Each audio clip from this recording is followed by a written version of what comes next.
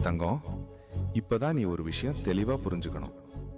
ஆமா, நீ இப்போ நின்னுட்டு இருக்கிற இடம் சாதாரணமான இடம் இல்ல. இது வரைக்கும் நீ கடந்து வந்த வழி சுலபமான பாதையும் இல்ல. அதனாலதான் இப்போ உனக்கு சில விஷயங்கள் ரொம்ப கஷ்டமா தோணுது. அதுக்கு அர்த்தம் நீ பொறுப்போட வளர்ந்துகிட்டு இருக்கிற அறிகுறிதான். நீ எல்லாருக்கும் புரியிற வழியில போகல. உன் மனசுக்கு சரின்னு தோணுற வழியில தான் நீ போய்கிட்டு இருக்க. அதனாலதான் சில நேரம் நீ தனியா நடக்கிற மாதிரி தோணும். அது ஒன்றும் தவறில்லை தங்கம். அது உன்னோட தலைமைக்கான அடையாளம் தான்.